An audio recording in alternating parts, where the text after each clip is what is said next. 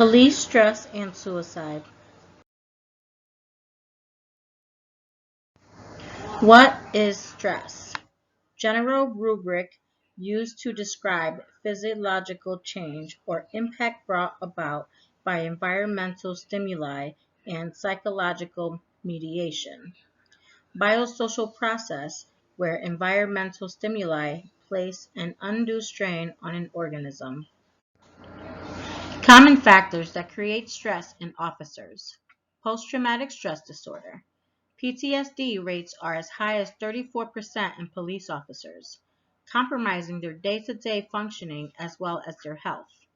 Officers with PTSD will be unable to think clearly, be ill-tempered, unable to sleep through the night, have reckless behaviors which can lead to reckless policing. Alcohol abuse. Alcohol can lead to a downward spiral hindering work performance and relationships, increased feelings of stress and depression, and significant contribution factor in police suicides. Work schedules. Shift work and irregular hours cause health and safety risks. Sleep disorders, serious administrative errors, falling asleep while driving, making errors or safety violations due to fatigue, showing uncontrolled anger toward suspects. What's up, guys? Mike the Cop. Police officers have a stressful job, a potentially dangerous job, and we're going to talk about that today. But as I was reviewing for this, I definitely am glad that I have no shot at ever being the president, because those guys probably have the most stressful and the deadliest job in the country. I mean, check out the before and after pictures of George Bush, of Bill Clinton, Obama, oh my goodness, and even Trump. Just kidding. He was definitely better than the alternative. I got you. Yeah, I will defend my brothers. I will defend the weak. I will pursue and fight evil so others may sleep. I am the sheepdog, protecting the night. Wolf hunters unite. Bring it on. It's time to fight. All right, guys, in all seriousness, politics aside, just having some fun with that, there are unique stresses to being a police officer that non-cops, I think, should be aware of, and police officers need to be reminded of so that they know how to deal with that stress appropriately. I want to be really, really clear up front that I am not asserting, never have, never will, that cops are for any reason better than any other citizen of this country or your respective countries where you police at. However, the job does bring with it some unique stresses that may or may not be found in other careers. First responders generally will have a lot of the similar stresses to think through, whether it's firefighters or EMTs, even doctors and nurses serving in the traumatic injury capacity. There is absolutely no way I could have one video that just covers everything about stress in general. And I have heard a bunch of times in comments like, oh, you always talk about the dangers of policing, but there's so many other jobs that are more deadly. And yeah, you're right. I mean, you could be a logger. I looked at Huffington Post from an article in 2017 that listed the top 10 most deadly professions. Logging workers, fishing and related fishing workers, aircraft pilots, roofers, structural iron and steel workers. This one blew my mind. Refuse and recyclable material collectors. So the garbage man lives on the edge. Electrical power line installers, drivers and sales workers and truck drivers, farmers, ranchers, agricultural managers, and number 10, construction laborers. All those are very dangerous jobs, statistically speaking, and definitely the President of the United States, 9% chance of being assassinated. That is not good. And another reality is that more officers die from self-inflicted wounds, suicide, than they do in line of duty deaths. This all relates to stress. So I'm going to just share quickly with you an article that I had written before, and it's 5 stresses that police officers experience, that cops experience and have, that non-cops should be understanding and cops need to be reminded of so that they deal with it appropriately. First thing is a daily preparation for battle. Now, I know we're not always having to go into the fight, but we always have to be ready. I mean, we put on bulletproof vests, ballistic vests, and have guns on our hips for a reason, not because we want to be in a situation where we're having to use our vest or we're having to use that sidearm, but because we may need to for ourselves, for others in our community. This is something that can create a stress, obviously. And again, maybe you're an accountant at a high level of stress and you're worried about your pencils breaking, or you can't stop thinking about work and numbers, or you have multi-million-dollar contracts on your back, and that creates a stress too. But there is a certain stress that is created from every day being at that locker, getting ready, putting that vest on, that you have to have a mindset that says, I have to be ready for that kind of encounter. Number 2 is hypervigilance. This job is going to change you. It's going to change the way that you see risk, the way that you see potential situations, encounters. When you see the world from that angle, it tends to have an impact on the way that you see other everyday situations. You don't sit down at a restaurant the same. You don't drive the same. You start seeing things that you may not have otherwise seen. And that awareness, just like number 1, that daily preparation for battle, that carries into other parts of your life. And so you're constantly aware of what's going on. It's very hard to just relax and not have that mindset. And it's going to change you as a police officer. It does happen. And that hypervigilance will wear on you if you don't have healthy outlets to deal with it. Next one is life in a fishbowl. In 2018, more than ever, body cams, dash cams, citizen cams, news cams, it's everywhere. There is a massive amount, contrary to popular opinion and belief, there is a massive amount of pressure and oversight in the field of law enforcement. We are being looked at and scrutinized more than ever.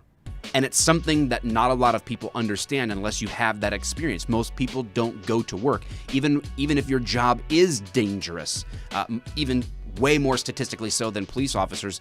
There is still a sense of not necessarily being scrutinized so heavily and so constantly as in this field. And that can also be something that creates a stress on officers. Next one, and I think this one is super important, if not the most important one for non-cops to understand. And that is that as police officers, we sit on the front row of despair. Typically, people aren't calling the police when their day is going very well. They call very likely in a terrible or possibly the worst moment or situation of their life. And police officers are constantly having that type of scenario put in front of them. And that can take a toll. A lot of times people are like, I waved at a cop and he wasn't smiling at me, or the cop was real short with me when he pulled me over. One thing I want to understand, and this is not an excuse for a cop mistreating someone or speaking rudely to someone. I'm not excusing that. They need to be able to deal appropriately with these stresses and handle themselves with professionalism, even in the face of these stresses. But think about this. Think about a police officer who first thing in the morning has to go deal with a death in a family. Then a couple of hours later, they tried to perform CPR on an infant and the infant didn't make it. And then the next hour, that's your encounter with them. And maybe you're making a report about a missing article from work or a stolen bicycle. And so in the mind of the officer, they're comparing a stolen bicycle with a dead child that they weren't able to revive in a situation. And you're like, well, he didn't seem to care too much about my problem. It may not be that they didn't care. It just may be that what they've dealt with is a lot heavier than what that situation presented to them now is. So there's a lot going on in the day-to-day life of an officer that may impact their stress levels and how they come across. And again, that's not an excuse, but it's something that I think that if there was one thing that I would think would help change the perception between law enforcement and the community where it's not accurate or it's poor or there's a problem, that would be one good step for the non-cop side to understand about what we're going through. And that, again, it's not an excuse for what the cops need to understand about your situation or an excuse for unprofessionalism, but it's something that I think we need to come together on. And lastly, related to these is riding an incident roller coaster. Police work is 90% stationary and 10% action. So one moment you're leaving lunch, eating a couple of tacos, and the next moment you're in a knockdown, drag-out fight with someone who broke into a house and ran away, and you've got to subdue them. It's completely unpredictable in that sense, and you're constantly up and down, and that does have an effect on adrenaline dumps and other aspects of having that high stress, high activity, low activity in an unpredictable pattern. And police officers need to train and be prepared for that. All these things combined create not more important stresses than anyone else who's not a cop, not more dangerous things, but it creates unique situations and stresses that I think that people need to understand. And if you're a police officer, you need to be reminded of these stresses so that you're handling them appropriately. This is one of the key things that we do in our call for backup suicide prevention training through Humanizing the Badge is we talk about stress fitness, how to manage stress in healthy ways, not destructive ways, not ways that are going to have a negative impact on those that you're dealing with in your job as a law enforcement officer or a first responder, but ways that help free that stress from your life, or they're mitigated in good ways, healthy ways. And so for more information, you can always check out humanizingthebadge.com or call the number 4 backup.info. If you're stressed out and you're having a hard time coping with some of these things, please reach out. Don't let it get any further. Don't let it get any worse. Don't know how this video will turn out editing-wise. That's up to the underpaid producer, but thanks for watching. Hope you learned something. Drop any follow-up questions or concerns in the comments, and I will see you out there. Here's a video about 5 stresses cops deal with that non-cops should know about. Suicide. In 2017, 168 officers died by suicide. In 2018, 172 died. In 2019, 228 officers died by suicide. There's a stigma around officers and the way officers view reaching out for help or acknowledging that they have a problem as a sign of weakness. Suicide misclassification. Police suicides are misclassified as either accidents or undetermined deaths. Departments see suicide as disgraceful to the profession. Suicide prevention and wellness improvement. Access to counseling resources, quality mental health and wellness services delivered by culturally competent providers, nonprofit organizations that provide assistance to police officers experiencing a crisis, training officers to cope with their problems, and training supervisors to recognize warning signs of suicide.